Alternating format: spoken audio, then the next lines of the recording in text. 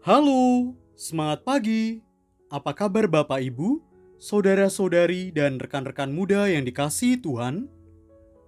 Semoga karena kasih Allah, anugerah kesehatan dan kegembiraan senantiasa bersama kita dan keluarga kita.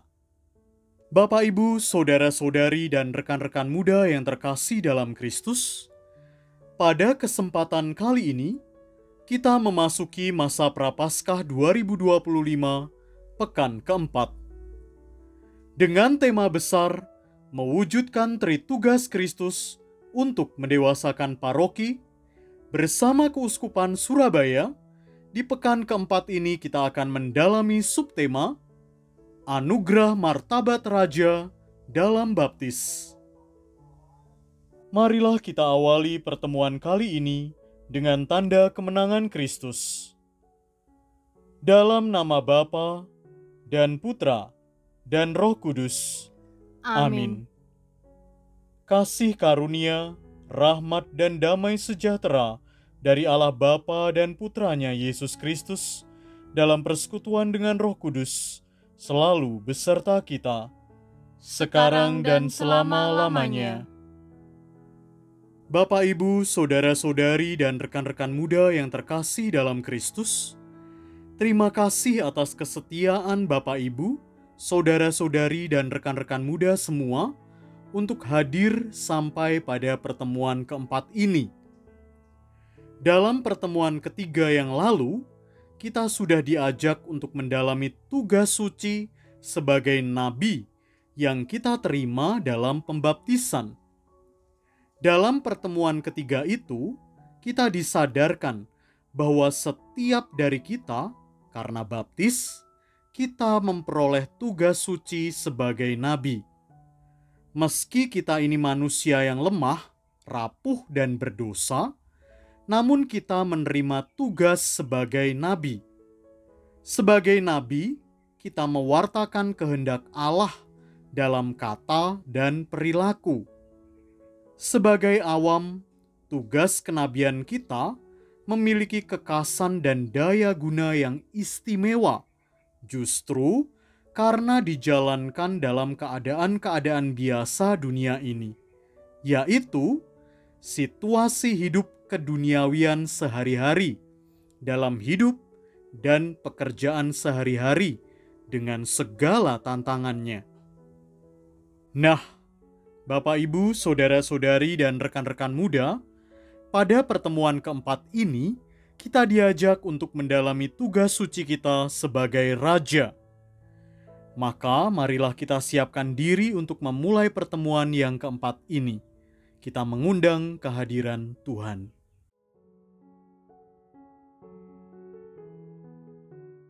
Marilah kita berdoa bersama-sama. Allah Tritunggal Tuhan yang Maha Kudus, kami umat lingkungan dan stasi mengucap syukur atas retret agung yang kami jalani dalam masa Prapaskah tahun ini. Dengan bantuan Roh Kudus-Mu, kami ingin semakin mendewasakan diri dengan mewujudkan Tritugas Kristus di tengah hidup berparoki. Bukalah hati kami agar semakin mampu mengambil bagian dalam Tritugas Kristus dengan melayani dan memberikan diri untuk terlibat dalam karya keselamatan Kristus bagi semua orang. Jagalah kami agar selalu hidup bermartabat sebagai ciptaan yang Engkau pilih. Hari ini, bersama saudara-saudari di lingkungan dan stasi, kami akan belajar mendengar ajaran gereja-Mu. Semoga kami mampu mengerti, memahami, dan melaksanakan ajaran gereja-Mu dalam hidup kami. Demi Kristus Tuhan kami, kini dan sepanjang segala masa. Amin. Bapak, Ibu, saudara-saudari, dan rekan-rekan muda yang terkasih, mari kita membaca, mendengarkan, dan menyimak bersama ajaran gereja dari Katekismus Gereja Katolik nomor 786. Katekismus Gereja Katolik nomor 786. Umat Allah juga mengambil bagian dalam fungsi Kristus sebagai Raja. Kristus menjalankan fungsi rajanya dengan menarik semua orang kepada dirinya oleh kematian dan kebangkitannya. Kristus, Raja dan Tuhan semesta alam, telah menjadikan diri pelayan semua orang. Karena Ia tidak datang untuk dilayani, tetapi untuk melayani dan untuk memberikan nyawanya sebagai tebusan bagi banyak orang. Dalam Injil Matius bab 20 ayat 28.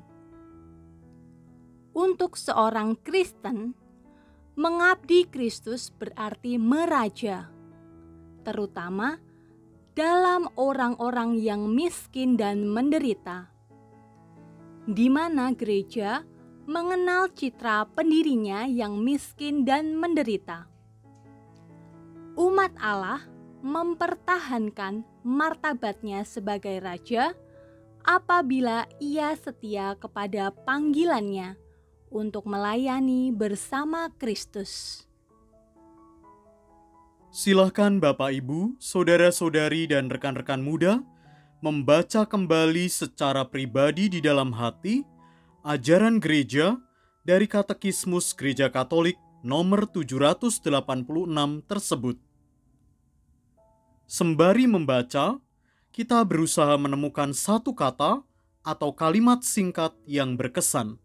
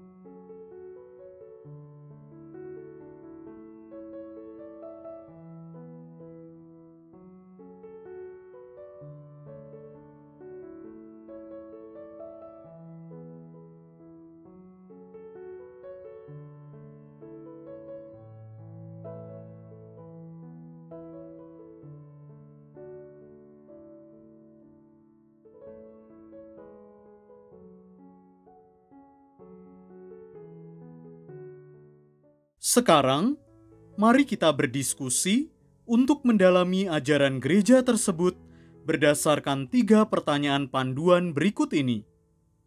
Pertama, setelah membaca ajaran gereja tersebut, kata atau kalimat mana yang menarik bagi Bapak, Ibu, saudara-saudari, dan rekan-rekan muda? Kedua, menurut Bapak, Ibu, saudara-saudari, dan rekan-rekan muda, apa makna ungkapan untuk seorang Kristen mengabdi Kristus berarti meraja, terutama dalam orang-orang yang miskin dan menderita, di mana gereja mengenal citra pendirinya yang miskin dan menderita? Silahkan jelaskan secara singkat. Ketiga, apa usaha yang Bapak, Ibu, saudara-saudari, dan rekan-rekan muda lakukan di lingkungan untuk mewujudkan mengenal Kristus dalam diri mereka yang miskin dan menderita? Silahkan Bapak, Ibu, saudara-saudari, dan rekan-rekan muda mendiskusikan dan membagikan pendapat di dalam kelompok lingkungan atau stasi. Jika Bapak, Ibu, saudara-saudari, dan rekan-rekan muda melaksanakan pendalaman APP ini secara pribadi, silahkan menuliskan hasil permenungan pada selembar kertas atau buku harian pribadi. Jeda video ini apabila membutuhkan waktu yang lebih leluasa.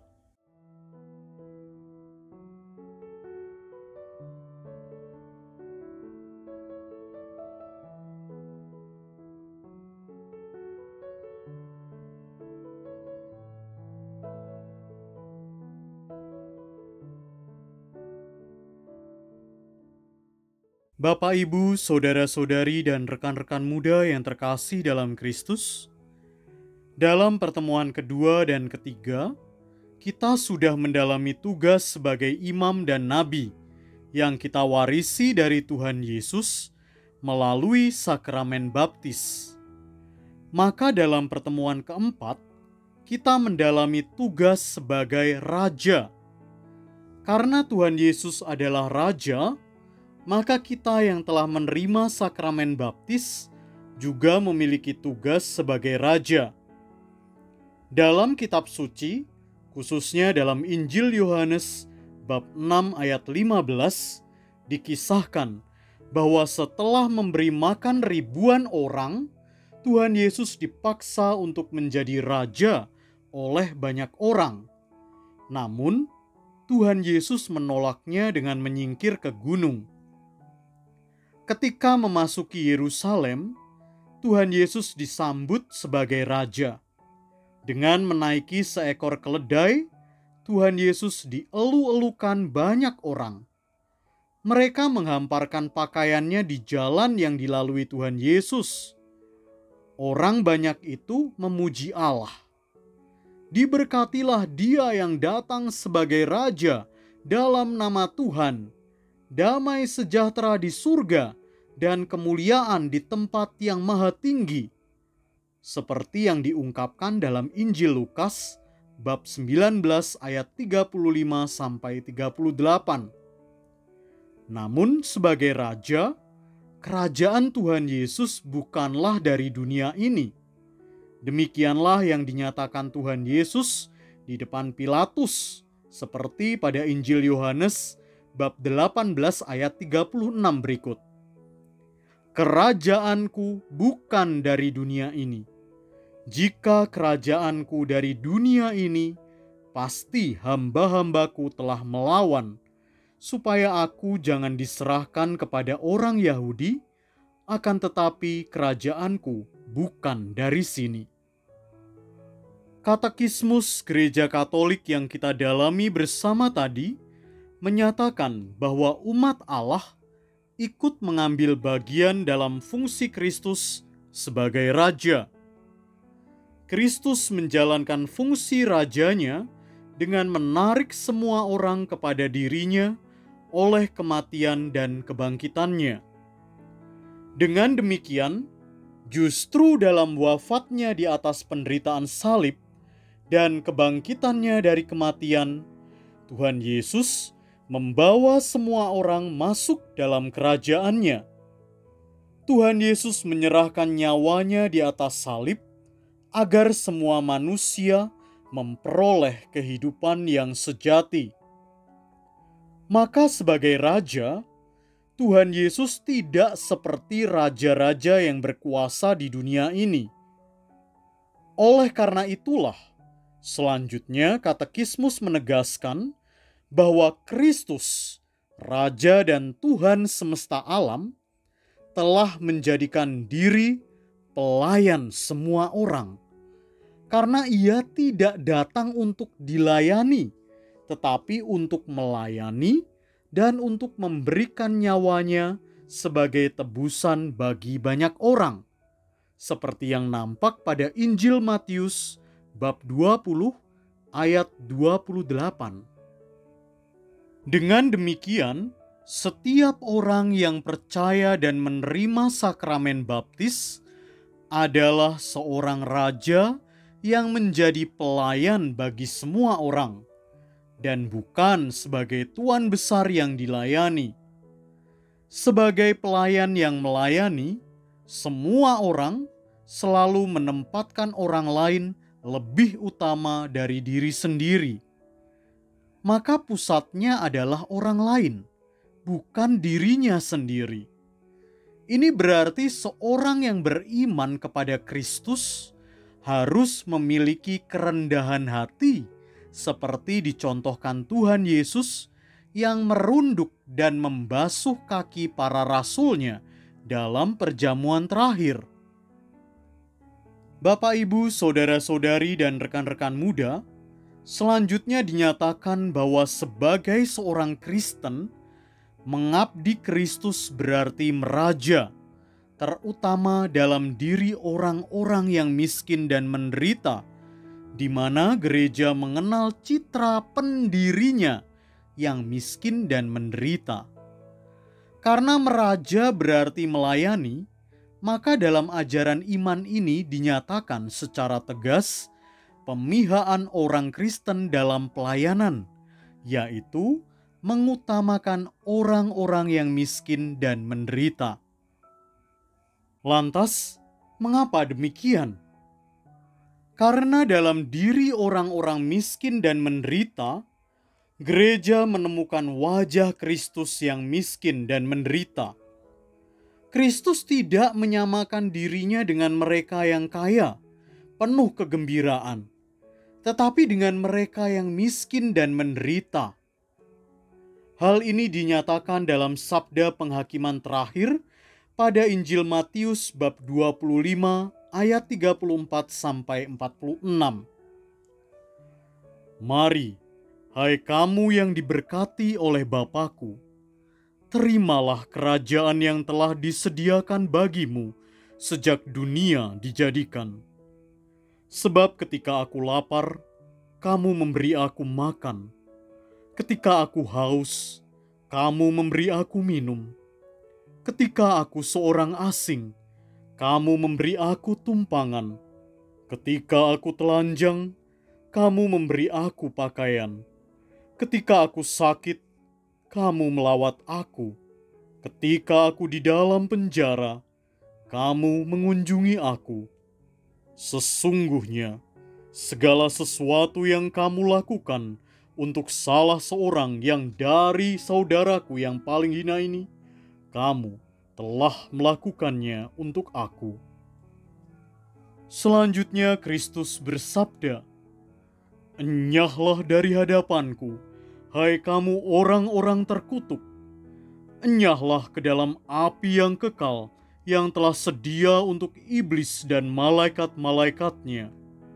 Sebab ketika aku lapar, kamu tidak memberi aku makan. Ketika aku haus, kamu tidak memberi aku minum. Ketika aku seorang asing, kamu tidak memberi aku tumpangan. Ketika aku telanjang, kamu tidak memberi aku pakaian. Ketika aku sakit dan dalam penjara, kamu tidak melawat aku. Aku berkata kepadamu, sesungguhnya segala sesuatu yang tidak kamu lakukan untuk salah seorang dari yang paling hina ini, kamu tidak melakukannya juga untuk aku. Dan mereka ini akan masuk ke tempat siksaan yang kekal, tetapi orang benar ke dalam hidup yang kekal." Menjadi sangat jelas Bapak Ibu, saudara-saudari dan rekan-rekan muda, bahwa kesejatian seorang Kristen sebagai raja yang diterimanya melalui baptis adalah pelayanan yang mengutamakan orang-orang miskin dan menderita. Hal ini semakin dipertegas dalam kalimat terakhir ajaran gereja tadi. Umat Allah mempertahankan martabatnya sebagai raja apabila ia setia kepada panggilannya untuk melayani bersama Kristus.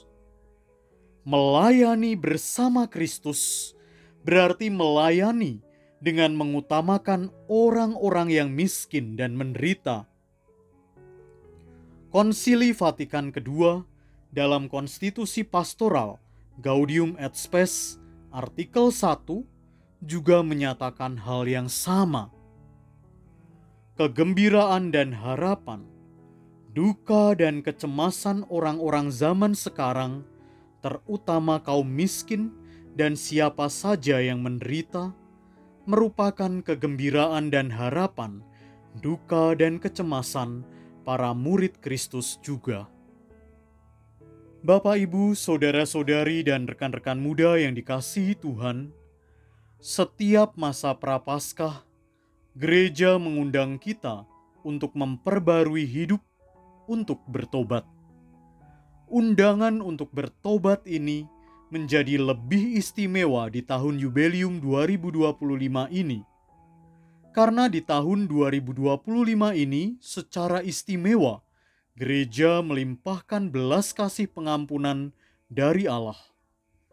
Maka setelah mendalami tugas sebagai raja yang kita terima melalui baptis, marilah dengan rendah hati kita meneliti pelaksanaan tugas itu dalam hidup kita sebagai putra-putri Allah. Kini kita semakin menyadari Tuhan Yesus datang ke dunia sebagai raja bukan untuk dilayani, melainkan untuk melayani dengan menyerahkan nyawa sebagai tebusan bagi manusia. Maka menjadi refleksi bersama bagi kita. Benarkah kita meneladan Tuhan Yesus dengan melayani sesama? Di mana kita dengan sungguh-sungguh tulus melayani dalam keluarga, di tengah umat lingkungan, stasi atau paroki? Konkretnya dalam bentuk apa? Sebagai raja, bagaimana sikap kita terhadap saudara-saudari yang miskin dan menderita, entah itu sanak keluarga sendiri, warga lingkungan dan stasi, maupun warga masyarakat? Apa yang telah kita lakukan bagi mereka? Mari kita hening sejenak.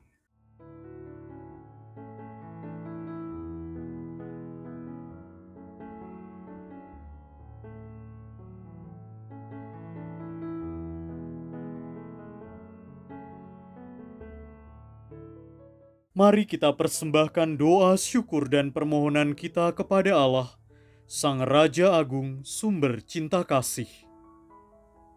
Bagi para pemimpin gereja dan masyarakat, Allah Bapa yang penuh kebijaksanaan, tuntunlah para pemimpin agar mereka meneladani Kristus, Sang Raja yang melayani. Semoga mereka melaksanakan tugas dengan penuh kasih, keadilan, dan kepedulian kepada sesama, terutama mereka yang lemah dan menderita. Marilah kita mohon. Kabulkanlah doa kami ya Tuhan. Bagi seluruh umat yang telah dibaptis, Tuhan yang Maha Pengasih, mampukan kami untuk mewujudkan panggilan sebagai Raja dengan sikap melayani, mengasihi, dan membangun persaudaraan sejati. Semoga kami semakin teguh dalam iman, tekun dalam pertobatan, dan setia dalam pengharapan kepadamu. Marilah kita mohon. Kabulkanlah doa kami ya Tuhan. Bagi perkembangan paroki-paroki di Keuskupan Surabaya, Allah Bapa yang Maha Baik, dampingilah setiap komunitas paroki agar semakin dewasa dalam iman, semakin kokoh dalam persaudaraan, dan semakin giat dalam pelayanan kepada sesama. Semoga semangat kasih dan pengorbanan semakin nyata dalam kehidupan umat-Mu. Marilah kita mohon.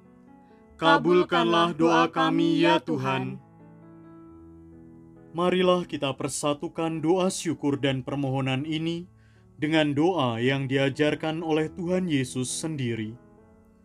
Bapa kami yang ada di surga, dimuliakanlah nama-Mu, datanglah kerajaan-Mu, jadilah kehendak-Mu, di atas bumi seperti di dalam surga.